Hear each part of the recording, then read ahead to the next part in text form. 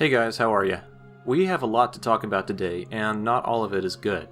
I was holding off on making videos of this sort until recently, when the vitriol between 343 and the fans boiled into death threats and passive-aggressive jabs on social media. I want to preface this video by saying the following. This surrounds a video game that many of us love, but it's just that, a video game. A bunch of pixels. I also want to express that the death threats and doxing of 343 employees is absolutely unwarranted no matter what you feel about the game. Even Reddit's Our Halo was temporarily locked down by the mods. It's now reopened, and I don't want to discredit the good discussion going on there, but the toxicity, cussing, and shouting that exists will get us nowhere. Okay, with all that out of the way, let's discuss why everyone is mad about Halo Infinite.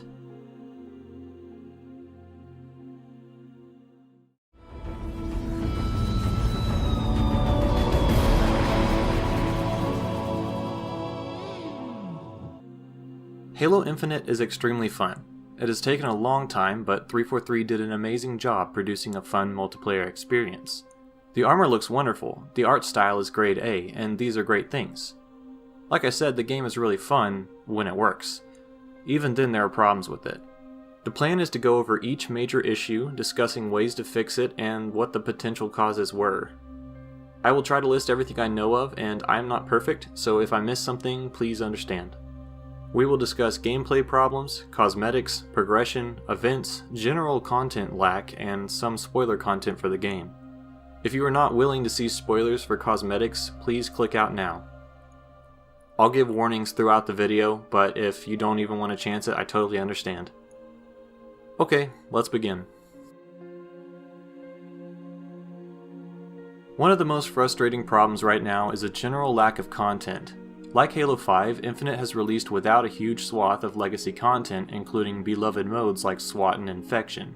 The game is technically in beta, though 343 themselves have stated that everything we are experiencing is the current package for launch. We must also realize that 343 spent a long time and lots of work within COVID-19 conditions to produce a new engine, and a game that is supposed to be the platform for the next 10 years of Halo. Along the way, many heads of departments dropped off the team for reasons undisclosed. The fact that Joe Staten returned to help was a huge boon, and personally does give me hope for the game going forward. That said, not everything can be fixed by the hiring of one human being. So let's discuss what legacy players consider to be missing, and keep in mind that we were not told we would be getting these game types, it's just expected at this point.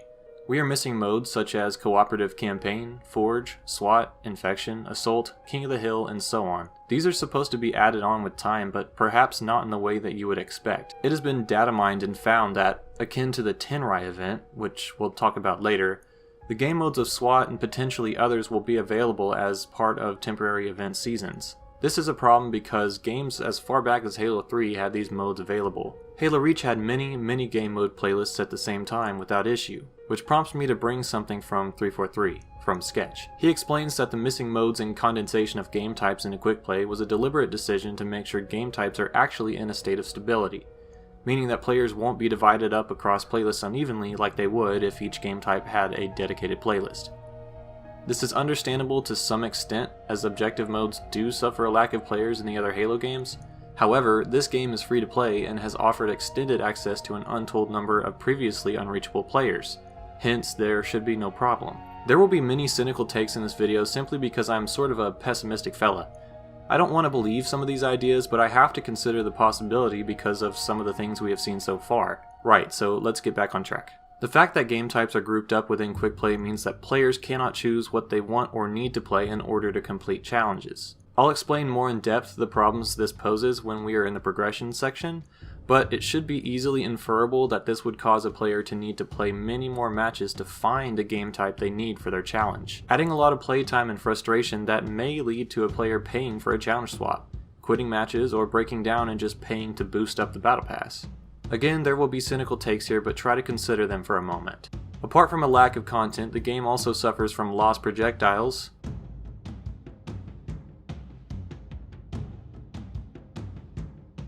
player collision issues,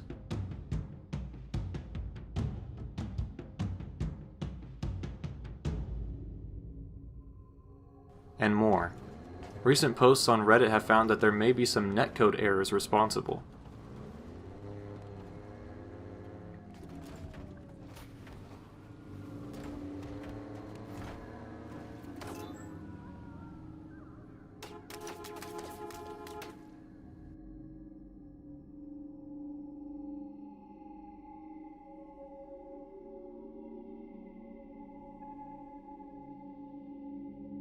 I for one found myself constantly being killed around corners or taking shots when no one is even visible to me.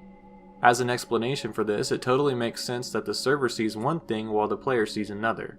Although fun, this makes multiplayer sort of a frustrating experience. The maps are good, the gunplay would be perfect with a few tweaks, and generally most people seem satisfied. The glitches and missing modes, though, I believe to be inexcusable. For reference, and I understand again that a new engine has been built in this time over COVID restrictions, and I don't want to belittle that, but let's look at what Bungie released in 6 years versus 343.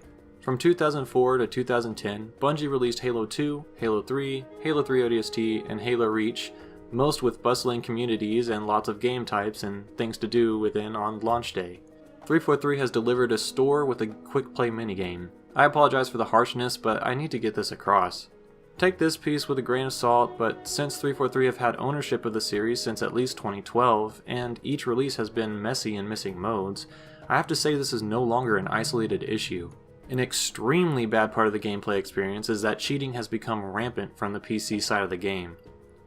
Since it is free to play, it's much more accessible to cheaters with things such as aimbot and so on. There have already been many examples and recordings of people cheating, then shooting wildly to lower their accuracy, as an excuse against the accusation. This was originally 343's reasoning for removing red reticles, but now that seems pointless. They have made some mention of this, but as is the case, there's nothing definitive so far, other than us being told that they're working on better anti-cheat. This is causing problems not only for casual gameplay, but for ranked as well, where players fall or rise depending on success. It is being worked on, but we will have to wait and watch and see what actually happens to fix the problem. As someone who's not a game developer, I don't have the expertise to advise here. Other gameplay problems include bugged spawning of objectives such as the power seat on this BTB map, or the spawning of all heavy vehicles on one team's side of the map.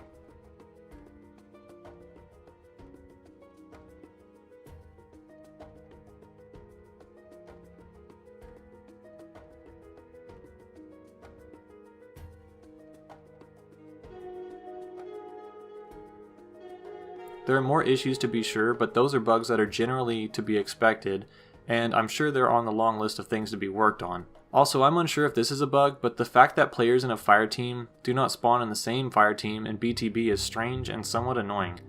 It would make more sense if that were the case. In terms of balancing, I believe there need to be more even and common vehicle spawns in BTB. Also, stasis weapons need to be nerfed, as there are now 3 weapons, shock nades, the disruptor, and the shock rifle that can stun vehicles and completely render them useless. The plasma pistol also suffers as a result, now not having the niche it once did since it no longer EMPs vehicles. I'm sure there are more things to comment on here, but the video is becoming longer and more in depth than I originally anticipated.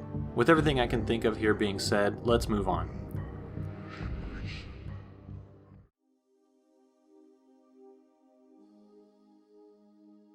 Cosmetics are a fun way to express yourself as an individual within a game. Choosing your colors, emblems, etc. are part of what ties you to the game, makes you stand out amongst your friends, and gives you an iconic appearance that others remember you by. I argue the case that cosmetics, which have been around for free since Halo 3, are an important part of the game. I hope this addresses some of the new fan concerns about how it doesn't really matter. The problem isn't just that we can't be pink, per se, though I do consider that a problem. The issue is that we cannot choose our colors or do things that have been possible since 2001 as a part of the original package of the game. 343 has increasingly taken options from us then put them behind a paywall, much like other AAA developers nowadays are known to do. New fans, and especially younger fans, have now become used to this sort of thing and have grown alongside it, not recognizing that it wasn't always this predatory. The fact that the game is free to play seems to be their reasoning for why this is acceptable. It isn't. The campaign still costs full price with no apparent bonus to the multiplayer for purchasing. The reason the game is free to play is, to me, twofold. 1. To increase the amount of people playing, and 2. To take previously expected legacy content and sell it to longtime fans and new fans alike in a piecemeal fashion. Cynicism aside, the fact that the game is free to play does not mean everything should cost an arm and a leg. So let's take a look at the customization and explain what each thing is. First off, you have armor. Most of it looks really awesome. Some is available as part of the Battle Pass. Some of it is only available in the store. For the pieces available in the Battle Pass, most of it is only available to paying customers at a price of $10. Now, for a Battle Pass that never disappears, I consider it to be worth it. However, this was made as a point against FOMO, or fear of missing out. It's funny this was a point they went with, because the drip feed events and daily store items are changing constantly, which creates FOMO. The armor, whichever way you receive it, can be customized in a few ways. There are multiple cores on which you can place armor, but not mix. This is a problem, as even the generated bots in the Halo Waypoint app prove it to be possible. Is this another way to squeeze money out and artificially inflate the prize pool? You decide. You can place attachments, emblems, and color codings on the armors. Attachments are sometimes in the Battle Pass and sometimes in the store. Emblems are in both as well. However, an important point about emblems is this. They have limited color options, and you must unlock each emblem for each piece of your overall ensemble, meaning armor cores, each different weapon, and each different vehicle. This artificially pads out the reward pool even further than we will see later. Now, let's discuss armor coatings. These are pre-made colors that you can apply to your Spartans. The color codings are distinct to each singular armor core, weapon, and vehicle. Every little piece adds more and more money to be spent in the store to unlock. The fact that unlocking a color does not unlock it account-wide, but to a specific small piece, is egregious. There's no way around this. But this is not even the worst part, believe it or not. These coatings cost a ridiculous amount of money. At the moment of this script, I'm beginning to log in and record what is available in the store, so let's see. Okay, to start, we have an armor set for $20. This is a third of the full cost of the campaign. One armor set that you can get no other way. Next is, for all intents and purposes, one color and one bone sitting on top of a warthog, $15. Next is being able to hold a pistol, $10. Next is one emblem, the color gray and shoulders, $5. These are all daily options, meaning there's a chance for FOMO as they replace each day. This is why player expression in this game is currently a joke unless you have lots of expendable income. No longer will you get cool armors for completing achievements or having talent. Now it's pay $20 or GTFO. These prices absolutely need to be cheaper, substantially. More people would buy them and less would be outraged. Another thing to mention here is that the esports armor sets are called kits and are unable to be changed in absolutely any way, or else you lose the rest of the suit. No mix and match. $10. Personally, I see that as a problem. We should have the ability to mix and match. Again, more people would buy them. The price to get all these items is a hot point of concern for most of the legacy Halo fans. Not only that, but the intertwining of progression, so let's discuss that next.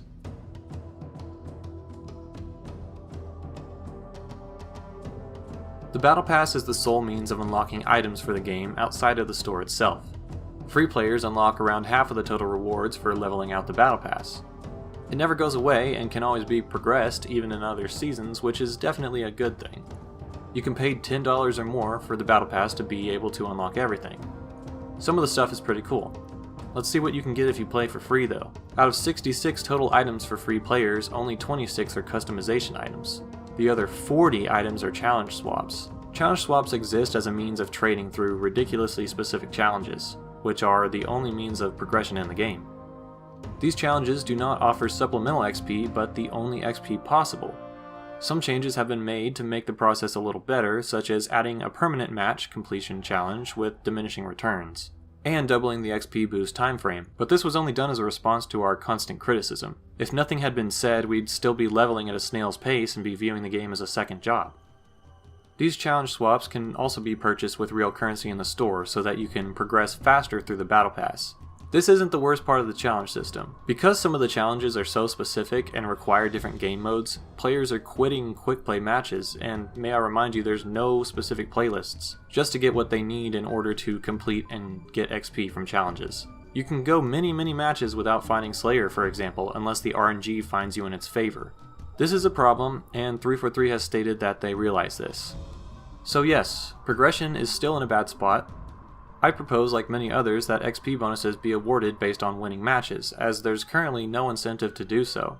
I also propose that 15 XP be added for each special medal, Overkill and Beyond for example, that a player receives in a match. I'm sure there are other ways to fix these problems, but this is my simple idea for now. I don't, and neither should anyone else, expect 343 to be able to create a new progression system overnight. However, we should hold them accountable and express further our distaste with the current state of the system.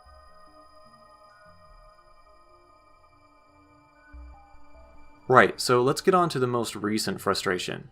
The Fractures Tenrai event came out for the first part of its 4-part plan. Things in this event are unlocked alongside your battle pass, which is a good thing. There's only one way to progress these events, and it shouldn't come as a shock. Weekly challenges, a limit of 7, are required to be completed. That in itself is fine and free. The problem comes in with monetization. The marketed and advertised armor that we were shown months ago and in all the leading material toward the event showed different armor than what we ultimately received. The rest was placed into the shop, of course. One piece, the sword that would go on your belt, cost $15 alone, for a sword you cannot use to be on your belt on one armor core. Also, the colors red and blue sold for $5 each, only for use on the Tenrai armor core. As if that wasn't annoying enough, although expected by many, the largest problem was that Fiesta, the game type, was locked to this event. It was then found that other modes, including Tactical Slayer, which is assumed to be SWAT, just renamed, is also to be locked to a future event. Spoiler warning for the next image. It will be less than 15 seconds, so feel free to double tap to the right if necessary. Okay, with that out of the way, here's a quick peek at the upcoming events and items. Who knows which pieces will cost? Since these are supposed leaks, take them with a grain of salt. Personally, I have no doubt SWAT will be locked to an event, same with Infection. Those are only assumptions based on what we have seen so far. We have to temper our expectations and realize that these things are possible.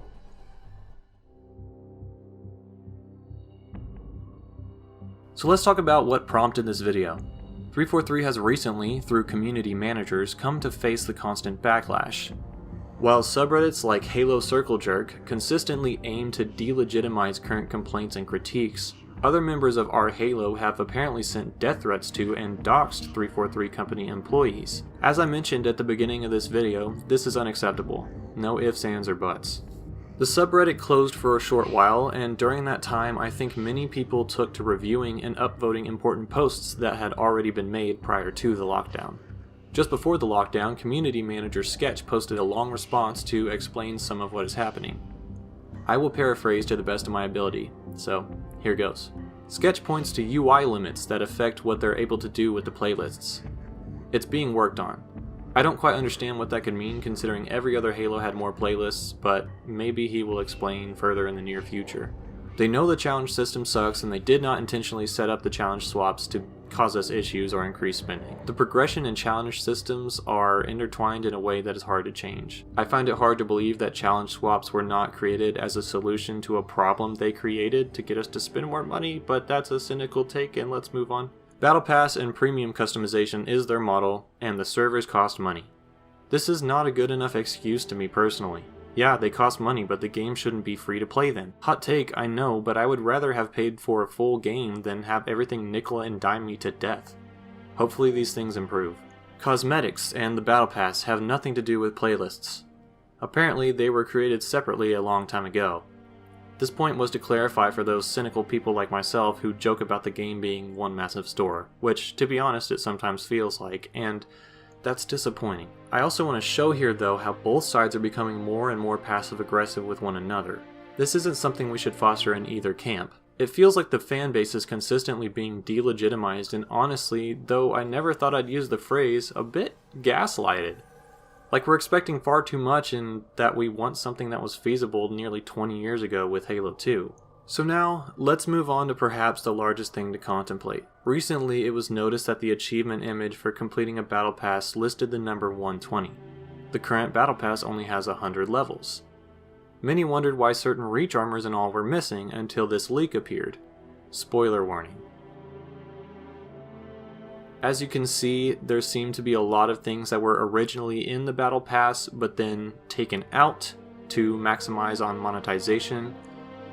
What looks real to me is that some of these pieces are in the game, and yeah, I mean, you can pretty much tell that some of this was removed because we've already seen some of the missing pieces in the store.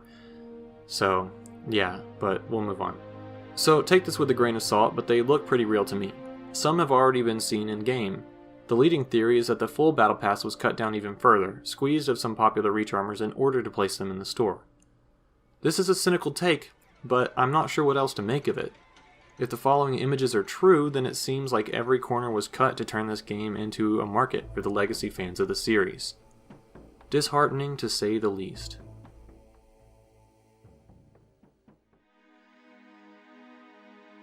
There are many talented people behind this game. I cannot imagine how painful it must be to have worked on this for 6 years, poured your heart and soul into it, then had it crushed because of predatory microtransactions and poor planning. I think of these people who were and are very proud of what they've created, and all they see are rude remarks, cussing matches, and death threats, all unwarranted.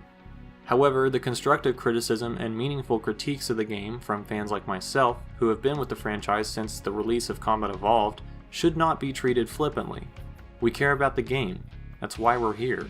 I've met most of my closest friends because of Halo, learned to really love reading through Halo, discovered fascination for new types of music because of Halo, you name it. Though I understand it's incredibly hard to make video games, there's also no excuse to write off a large number of fans, such as those in our Halo, giving well-thought voice into something they know and love. I truly believe that these things can be rectified. Not as soon as we'd like, but eventually.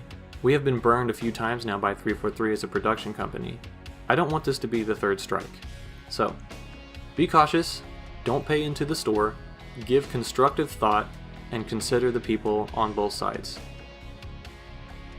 Hey guys, thanks for watching. I know it was a long one, and I know it may not have been very fun. This is important to discuss as fans of the series though, and I thank you for taking part. Every voice counts. If you learned something or found a point and you hadn't before, why not give the video a like? This will help get the video to more people and further the discussion. You can also subscribe for the more common fun videos on Halo lore and such. I guess that's it for this one, so have a good day everybody.